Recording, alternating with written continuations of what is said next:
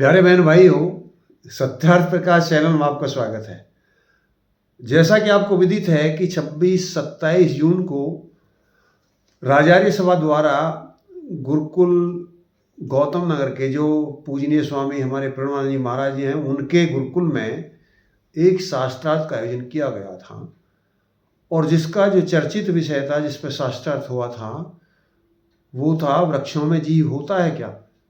आपने सुना होगा कि यदि आप ये कहीं भी ये प्रश्न उठा देते आर्य समाज में अवसर पूर्व, जब भी हम किसी विद्वान के सम्मुख ये प्रश्न उठाते थे तो वो ये कह देता था इसमें तो वृक्षों में तो आर्य समाज के विद्वान ही एक मत नहीं है, अनेक अनेक मत रखते हैं।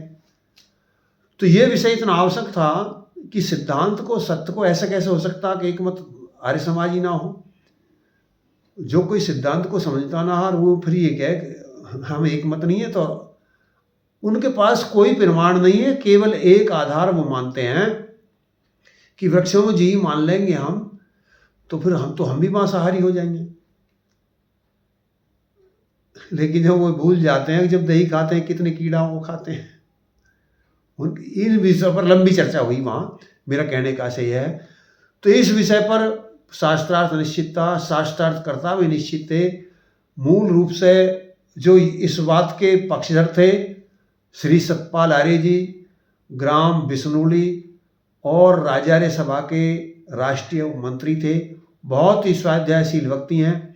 वो वीडियो आप देख सकते हैं जो उनके द्वारा डाली गई। मैं तो उसमें जो कुछ निर्णय हुआ संक्षिप्त विवरण दे रहा हूँ, वो आप देखने के लिए सत्यार्थ प्रकाश चैनल पर मिल सकती है। जिस चैनल पर आप ये वीडियो देख रहे हैं, यदि आप व्हाट्सएप पर देख रहे हैं तो वो सब वीडियो जिनको मूल देखना चाहते हैं तो सत्यार्थ प्रकाश चैनल पर आप देख सकते हैं। तो साथियों, और दूसरा जो पक्ष था, हमारे श्री तेजपाल आर्य जी थे जो सिरौरा के रहने वाले हैं, जिला गाजियाबाद, और एक उनके सहयोगी दूसरे इसी विषय पर उनका मत रखने वाले थे हमारे करण सिंह महाशय जी जो सिरौरा के, जो बहुत ही स्वाध्यायशील व्यक्ति हैं। और एक हमारे स्वामी ओमानंद जी का भी फोन आया था कि वृक्षों में जीव होता है। मन की ठीक है तो स्वामी जी आप आ जाइए वहाँ। तो कुछ व्यक्ति आए थे और ये दो व्यक्ति तो जिन्होंने पूर्व निर्धारित किया हुआ था इनका शास्त्रार्थ आपस में होना था। तो जैसे ही कार्यक्रम प्रारंभ हुआ, जैसे आपको विदित है, पहली वीडियो में आप देख चुके होंगे कि जो ये कार्यक्रम ऐसे ही नहीं था, इसका कोई निर्णायक मंडल भी था और ग्रंथों के प्रमाणित ग्रंथ, कोई भी महर्षि दयानंद के या वेदोक्त ग्रंथों को प्रमाण माना जाना था। ऐसा कोई भी ग्रंथ प्रमाण नहीं था वहाँ जो वेदोक्त ना हो। और जो हमारा निर्णायक मंडल था, उनके जो अध्यक्ष श्री डॉक्टर सुरेंद्र जी थे, जो आपको जैसे पता हो कि वो कुलपति रहे हैं,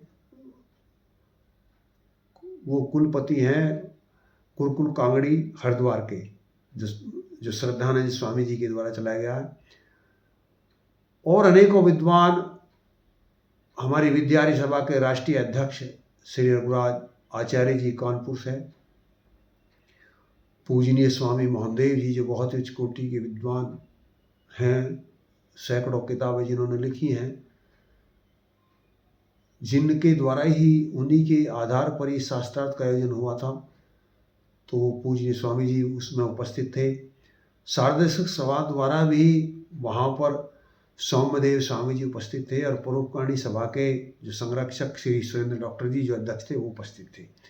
यानी जो हमारी सभी अधिकारिणी सभा थी, जो अच्छे विद्वान थे निर्णायक स्थिति में, वो सब वहाँ थे। उनके आगे शास्त्रार्थ हो रहा था। हमारा भी प्रयोजन यह था कि अधिकृत व्यक्ति ही उसमें निर्णायक हों, तो जिससे निर्णय को आर्य समाज माने। तो ये उसमें जब शास्त्रार्थ जैसे ही प्रारंभ होता है तो हमारे श्री तेजपाल आर्य जी पहले प्रमाण प्रस्तुत करते हैं। और वो सबसे पहले प्रमाण प्रस्तुत करते हैं, आपने सुना होगा सत्यार्थ प्रकाश के 8वें समोल्लास में, ओम द्वा सुपर्णा सयुजा सखाया समानम वृक्षम। जब इस मंत्र की प्रस्तुति करके वो कहते हैं वृक्षों में जीव सिद्ध करते, मन की भाई ये मंत्र आपने कहाँ से लिया। उन्होंने ये विवरण नहीं दिया कि मैंने सत्यार्थ प्रकाश से लिया। उन्होंने कि ऋग्वेद का प्रमाण मैं दे रहा हूँ, ऋग्वेद में वृक्षों में जीव सिद्ध होता है। जब उन्होंने ये कहा तो मैंने फिर प्रश्न किया, कृपा आर्य जी आप ये बताइए कि कहाँ से लिया, ऋग्वेद का कौन सा प्रमाण है। हमने भी वेदों को पढ़ा, हमने तो कहीं वेदों में प्रमाण देखा नहीं, और आप वेदों में प्रमाण बता रहे हैं कि वृक्षों का प्रमाण है। जुग जी वो मंत्र को सब विद्वान जानते हैं, आप वहाँ सब देख लेंगे। मन की ऐसे कैसे पता लग जाएगा, सब कैसे जान सकते हैं भाई? इतना बड़ा विशाल ऋग्वेद है, चारों वेद हैं, आप कह रहे हैं कि मैंने मंत्र की दो एक अक्षर बोल दिए, इनसे सब आप वहाँ देख लेना। आप कृपा बताइए पृष्ठ कहाँ पर है, कौन सा मंडल है, सुक्त कौन सा है, मंत्र संख्या क्या है? तो उस पर वो जब बोले 20वें मंडल का मंत्र है ये, मन की 20वें मंडल, मैं तो 20 मंडल ऋग्वेद में आज तक नहीं देखे, 20 मंडल कहाँ से आ गए? खैरने को देख लेना, मेरा विषय नहीं। उनके इस विषय से आप सिद्ध तो करोगे, कैसे माना आपने कि इससे वृक्षों में जीव होता है? आपने भी जाना होगा जो ये मंत्र है ये सिद्ध करता है कि संसार के अंदर 3 पदार्थ हैं, एक आत्मा है, एक परमात्मा है और एक प्रकृति है। प्रकृति जड़ पदार्थ है, आत्मा और परमात्मा चेतन पदार्थ हैं। जो परमात्मा है वो सर्वव्यापक है और जो आत्मा है वो उसके अंदर रहता है, व्याप्त है। यानी जो परमात्मा के अंदर समस्त संसार है जिसमें प्रकृति और जीव दोनों रहते हैं। परमात्मा सत्य चित्त और आनंद है, लेकिन जो जीव है वो चेतन और सत है और प्रकृति केवल सत है। इनमें कोई सी भी चीज को परमात्मा ना बना सकता है ना मार सकता है, ये सब अनादि तत्व हैं 3। अब यहाँ भी एक आएगा, अनादि संसार में कुछ स्वभाव से होती हैं, कुछ प्रभाव से होते हैं। तो ये केवल संसार के अंदर 3 ही पदार्थ अनादि हैं जो स्वभाव से अनादि हैं, ये कभी नष्ट नहीं होते हैं। आत्मा कभी नष्ट नहीं होता है, परमात्मा कभी नष्ट नहीं होता है और प्रकृति कभी नष्ट नहीं होती है। लेकिन ये प्रकृति नहीं होती जो आप देख रहे हैं, ये तो कीर्ति है। प्रकृति वो है जिससे ही रचा जाता है। तो ये तो मन की ये मंत्र तो ये अर्थ सिद्ध करता है, इसमें वृक्षों का जीव कहाँ सिद्ध होता है, आप किस तरह सिद्ध करोगे? खैर उन्होंने मैं तो ये दे दिया है, अब जैसे सिद्ध होता वो आप अनुमान कर लें और विद्वान जो निश्चित करते हैं वो कर लें इसको। मैंने तो प्रमाण दे दिया। और उन्होंने की आपत्ति बस ये थी कि भाई यदि वृक्षों में जीव मानते हैं तो फिर तो हम मांसाहारी हो जाएंगे। लेकिन इस बात का बहुत अच्छी तरह खंडन कर दिया गया था कि ये परमात्मा की व्यवस्था है। जैसे शेर को बनाया वो मीट ही खाता है, तो यदि वो पशु पक्षियों को मार करके खाता है तो ये तो शेर का तो दोष है नहीं। और ऐसे कैसे, ये तो सबला परमात्मा ने बनाया। इतना विशाल हाथी बनाया, वो घास खा कर रह सकता और एक शेर खा कर नहीं रह सकता। तो ये तो परमात्मा का सिस्टम, उसने खाने के लिए पदार्थ जो बनाए हैं वहाँ मर्यादा सीमा बताई है। महर्षि जान ने तो यहाँ भी कहा भाई जब मान लिया मीट पशु मार दे, राजा जो हिंसक पशु हो और उन्हें राजा से मरवा दो, जब राजा मार दे तो फिर प्रश्न उठता कि उनके मीट को खाया जा सकता है। तो स्वामी जी की विशालता देखिए, वो कहते हैं मीट को खाया तो जा सकता है लेकिन उनकी प्रवृत्ति बिगड़ जाएगी। अब तो वो उनको खाएंगे जो हिंसा के मार दिए गए हिंसक थे, कल को उनकी हिंसा करके भी खाएंगे और स्वास्थ्य भी बिगड़ जाएगा। तो यहाँ जो है यानी आप दही भी खाते हैं, कौन नहीं जानता दही में कितने, यदि सूक्ष्मदर्शी से देखेंगे तो कितने कीड़ा पड़े होते हैं, जभी तैयार होती है। और यहाँ ये भी प्रमाण है कि हमारे जीव में कोई शरीर में कोई एक आध जीव नहीं है, असंख्य जीव हमारे शरीर के अंदर रहते हैं शरीर की रक्षा के लिए। इसमें एक जीव तो आत्मा तो मुख्य जीव आत्मा है और अंशुई आत्माएं रहती हैं। हो सकता है कि आपके गर्भ में 100, 200, 500, 1000 जीवात्मा पिता के गर्भ में रह रही है, क्योंकि जैसे ही जब जन्म होता है तो पहले जीवात्मा पिता के गर्भ में जाती है, फिर माँ के गर्भ में जाती है। और जब वो पहले पिता के गर्भ में जाती है तो 2-2 बच्चे होते हैं, तो क्या एक ही आत्मा होती तो 2 बच्चे कैसे हो जाते? और फिर आप देखेंगे नर तो सूअर भी है, जब नर सूअर के बच्चे होते हैं तो 12-12 तक हो जाते हैं। तो इनका तो हमें भान है, लेकिन जब एक जो सर्पणी है, नागणी जिसे वो कहते हैं, जब वो जन्म देती तो बताते हैं लाखों अंडे एक साथ में देती है। वो मिलन नर के साथ एक बार में करती है और लाखों अंडों में बच्चों को जन्म देती है। तो इतनी आत्मा 1 लाख आत्मा तो उसके नर के हृदय में ही थी, उसके वीर्य से रज में पहुंची थी। तो ये विधान पूर्ण कितनी आत्मा वहाँ पर हैं ये विषय है। और एक ही आत्मा नहीं रहती है, हर वनस्पति में आत्मा है, लेकिन जब वो वनस्पति पक जाती है तो आत्मा उससे निकल जाती है, इसीलिए उसको काटा जाता है। उसको मैंने एक प्रमाण भी दिया, फिर मैंने वेद का एक प्रमाण दिया, मैं आपको दूंगा, बताऊंगा कि उसको हिंसा लिखा है वेद में। आप यदि बड़ आदि को काटेंगे, बड़ या पीपल को काटेंगे, जो आप बताते हैं ना पीपल वृक्ष नहीं काटना चाहिए, बहुत ज्यादा ऑक्सीजन देता, तो वेद में ऋग्वेद के अंदर मैं इसका प्रमाण दूंगा, बताया गया है कि जो इनको काटेगा तो हिंसा है।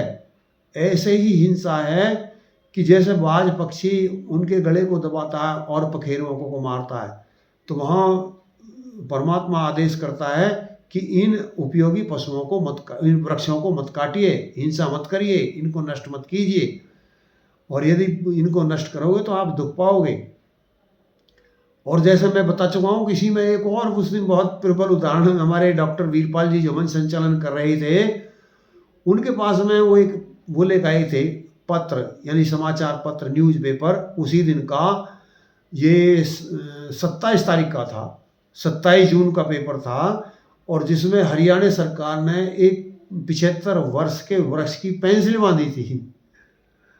और पेंसिल इसलिए दी गई थी कि जब तक ये वृक्ष रहेगा, पेंसिल रहेगी, इसको पानी या खाद लगाया जाए।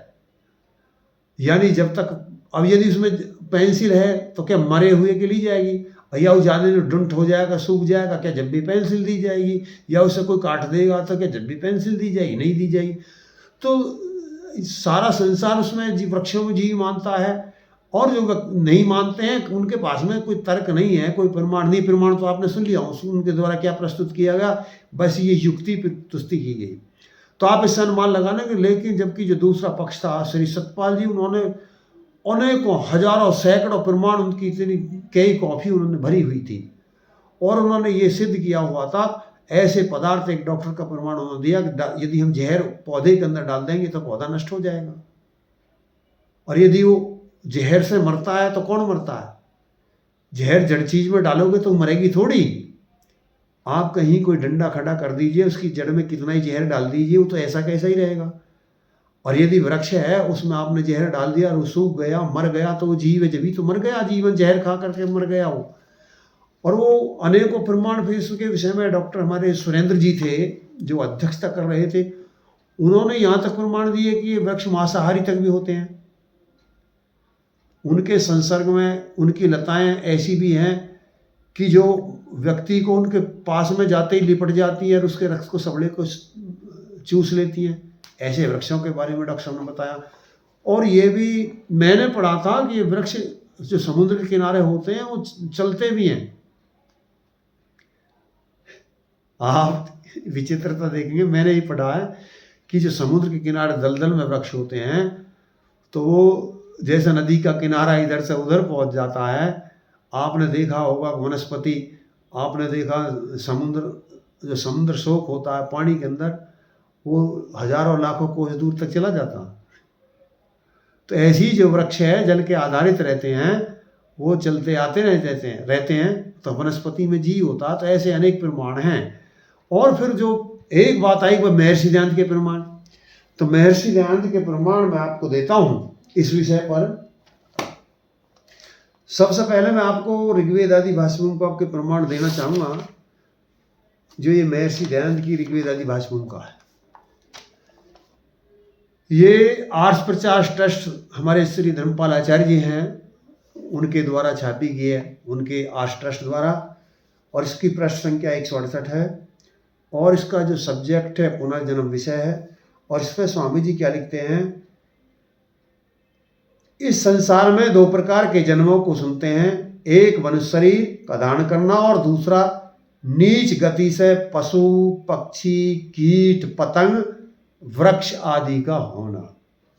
ये ऋग्वेद आदि भाष भूमिका का प्रमाण है जो मैंने आपको सुनाया है।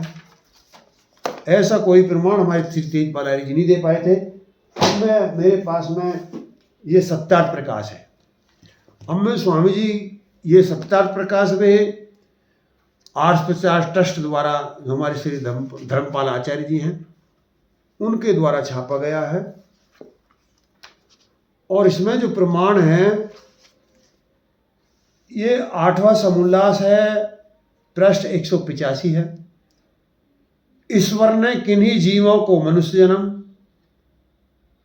किन्हीं को सिंह आदि क्रूर जन्म, किन्हीं को हरिण गाय आदि पशु किन्हीं को वृक्ष आदि, कृमि, कीट, पतंग आदि जन्म दिए हैं। इससे परमात्मा में पक्षपात आता है। उत्तर, पक्षपात नहीं आता, क्योंकि उन जीवों के पूर्व सृष्टि में किए हुए कर्मानुसार व्यवस्था करने से जो कर्म के बिना जन्म देता तो पक्षपात आता। अब यहाँ प्रश्न है, आपको इस पर डाउट हो सकता है कि तो प्रश्न करता और महर्षि दंत की तो बात नहीं है, वह तो उत्तर दे रहे, उन्होंने तो उसमें वृक्ष नहीं कहा। तो आप सुन लीजिए, ये विद्वानों की शैली है और सत्यार्थ प्रकाश की शैली है कि प्रश्न भी आप ही किया जाता है और उत्तर भी आप ही दिया जाता है। तो प्रश्नोत्तर के माध्यम से श्रोताओं की, पाठकों की समझ में अच्छा विषय आ जाता है। तो ये किसी अन्य का प्रश्न नहीं है, ये स्वयं जगत गुरु महर्षि दान जी का एक प्रश्न है और उन्हीं का उत्तर है और वे इसको सिद्ध कर रहे हैं। अब एक और मैं दूसरा प्रबल उदाहरण स्वामी जी का इसी सत्यार्थ प्रकाश के माध्यम मैं अनेकों प्रमाण आपको दे सकता हूँ, लेकिन मैं विषय विस्तार की वजह से वीडियो लंबी होती है तो साथी कहते हैं जितनी लंबी वीडियो आ रही होती है कि हमें देखने में इतना समय ही नहीं होता, कृपया आप जल्दी इसे वीडियो को समाप्त करें और छोटी बनाएं। तो मैं दूसरा प्रमाण आपको दे रहा हूँ,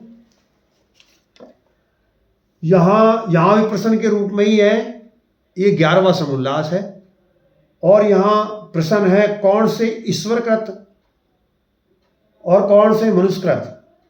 उत्तर, मनुष्य, पशु, पक्षी, वृक्ष, जल जंतु आदि जातियां परमेश्वर कृत हैं। आपको संशय रहता क्या? फिर सुना देता हूं। मनुष्य, पशु, पक्षी, वृक्ष, जल जंतु आदि जातियां परमेश्वर कृत हैं। जैसे पशुओं में गौ, अश्व, हस्ती आदि जातियां, वृक्षों में पीपल, बट, आम्र आदि, पक्षियों में हंस, काक, वकादि, जल जंतुओं में मत्स्य, मकरादि जाति वेद है, वैसे ही मनुष्यों में ब्राह्मण, क्षत्रिय, वैश्य, शूद्र, अनंतज जाति वेद है, ईश्वर कृत हैं। परंतु मनुष्यों में ब्राह्मण आदि, ये आगे विषय ये है, उनमें जाति अविषय स्पष्ट है। वृक्षों में भी ऐसी जाति मानी गई है जैसी मनुष्यों में जाती हैं, जैसी पशु पक्षियों में जाती हैं, और फिर भी लोग बाग ये कहें कि वृक्षों में जीव महर्षि जाति नहीं मानते। आर्य समाज एक मत नहीं है। उन पर हंसना आता है। मैं इस माध्यम से ये दावा करता हूं, अब कोई भी आर्य समाज का विद्वान ये दुसाहस रखता हो कि वृक्षों में जीव नहीं होता तो शास्त्रार्थ का खुला चैलेंज है, कभी भी हमसे शास्त्रार्थ कर सकता है।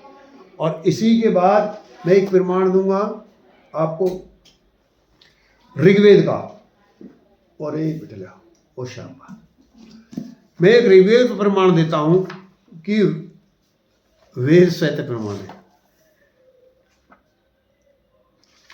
वेद स्वैत प्रमाण है और मैं उसका प्रमाण आपको दे रहा हूं।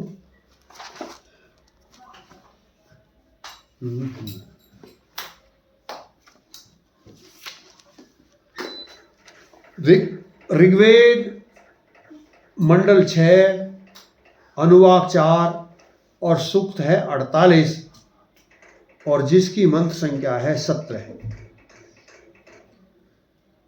इसमें विधान किया गया है कि जो व्यक्ति पीपल, वृक्ष आदि को काटता है वो हिंसनीय है, यानी हिंसा करता है, पाप करता है, अपराध करता है, तो हमको पीपल और वृक्ष आदि ये वृक्ष काटने नहीं चाहिए, इसका विधान। और यदि वो निर्जीव है तो फिर हिंसा कैसे हो सकती है? हिंसा तो जब ही तो सिद्ध होती है कि वो जीव हो। किसी के डंडा को काटने से, पत्थर को तोड़ने से हिंसा थोड़ी कही जा सकती है, या किसी जड़ चीज को तोड़ने, फोड़ने, गाली देने से हिंसा थोड़ी होती है। लेकिन यहाँ क्या बताया गया है, सुनिए। केनापि मनुष्येण श्रेष्ठा वृक्षा वनस्पत्यो वानो हिंसनीया एत स्थान दोषा। अब यहाँ इसकी व्याख्या है, हे विद्वान, आप कौवों की पुष्टि करने वाले वनस्पतियां, वट आदि वृक्ष को मत उच्छीन करो, तथा और अप्रशंसित ही कर्मों की विशेषता में निरंतर नाश करो, और सूर्य दिन में ही वैसे पक्षी के कंठों को निश्चय से अच्छी प्रकार धारण करते हैं, वैसे तुम लोगों को मत पीड़ा देओ। और भावार्थ आगे लिखा जाता है, किसी मनुष्य को श्रेष्ठ वृक्ष व वनस्पति नष्ट न करनी चाहिए, किंतु इनमें जो दोष हो उनको निवारण करके इन्हें उत्तम सिद्ध करनी चाहिए। जैसे सैनबाज पक्षी और पखेरुओं की गर्दन को पकड़कर दौड़ता है, वैसे ही किसी को दुख मत दो। तो यहाँ इससे और प्रबल प्रमाण, वेद इन वृक्षों को काटने पर हिंसा मानता है। तो मैं समझता हूँ कि ये विषय स्पष्ट है, और ये प्रमाण तो पहले भी थे, व्यक्ति पढ़ते भी थे, कुछ नहीं पढ़ते थे, समझ में नहीं आती थी, लेकिन पूर्ण विषय यह है कि इस विषय की सिद्धि आर्य जगत के जो उच्चतम विद्वान हैं उनके द्वारा की गई। अब मुझे लगता है कि किसी व्यक्ति में ये साहस या हिम्मत नहीं है कि जो ये कह सके कि इसके ऊपर वृक्षों के में जीव होता है, एक मतता नहीं है, वृक्षों में जीव होता है। ये विषय सार्वदेशिक सभा के प्रतिनिधि आज स्वामी सोमदेव जी और परोपकारिणी सभा के संरक्षक पूजनीय जो हमारे बहुत उच्च कोटि के विद्वान है डॉक्टर सुरेंद्र जी, और जिनकी अध्यक्षता में ये कार्यक्रम चल रहा था हमारे पूजनीय स्वामी प्रणवानंद जी महाराज, और जो इस आयोजन को कर रहे थे जो बहुत उच्च कोटि के विद्वान हमारे मोहनदेव स्वामी जी हैं, शास्त्री जी वो थे, और इसमें हमारी आर्य सभा के राष्ट्रीय अध्यक्ष रघुराज आचार्य कानपुर वाले थे। ऐसे अनेकों विद्वान हमारे लोकेश आचार्य जी, लोकेश आचार्य ज्योतिष आचार्य जी वो वहाँ उपस्थित थे। इन सब की उपस्थिति में ये सिद्ध किया गया कि वृक्षों में जीव होता है। तो मैं अब इस उपलब्धि के लिए, राजार्य सभा की इस उपलब्धि के लिए और उन विद्वानों की इस प्रस्तुति के लिए बहुत बहुत आभारी हूँ कि इस विषय पर जो अब तक ये लोग बात कहते थे कि वृक्षों में जीव नहीं होता है, शास्त्रार्थ के माध्यम से ये सिद्ध हो गया है कि वृक्षों में जीव होता है। और इस किसी को भ्रांति हो तो उपस्थित वीडियो भी सत्यार्थ प्रकाश चैनल के ऊपर, यानी ये तो मैंने उसकी प्रवृत्ति की एक ये हुआ था, लेकिन वहाँ कैसे कैसे हुआ था, किसने क्या कहा था, वो एक लंबी वीडियो है, क्योंकि वो 2 दिन और 1 रात, लगभग 2 दिन पूरे रहा, और 1 दिन 10:30 बजे तक रात्रि के भी सभा हुआ, 6-7 सत्र उसमें चले थे। तो उनकी अलग अलग व्याख्या है, बहुत लंबी वीडियो है, वो सब भी आपको सत्यार्थ प्रकाश चैनल पर उपलब्ध है, जब चाहेंगे आप उसको देख सकते हैं। इन्हीं बातों के साथ मैं अपनी वाणी को विराम देना चाहूँगा, और मैं आपसे एक अनुरोध करूँगा कि इस वीडियो को उन संबंधित व्यक्तियों तक भेज दें जो व्यक्ति ये कहते हैं कि वृक्षों में जीव नहीं होता, जिससे वेद के इस सत्य सिद्धांत को, महर्षि सिद्धांत के इस सत्य मानने को जग को जनाया जा सके, मनाया जा सके, और फिर आगे कोई ये दुस्साहस ना करे कि आर्य जगत के विद्वान वृक्षों में जीव होता है या नहीं होता है, एक मत नहीं है। ये शास्त्रार्थ ने सिद्ध कर दिया है कि आर्य जगत में कोई भ्रांति नहीं है। वो आपका किसी का निजी मत हो सकता है, जो समझता ना हो वो कह सकता है कि वृक्षों में जीव नहीं होता। वृक्षों में जीव इस शास्त्रार्थ के माध्यम से सिद्ध होता है। ओम शम।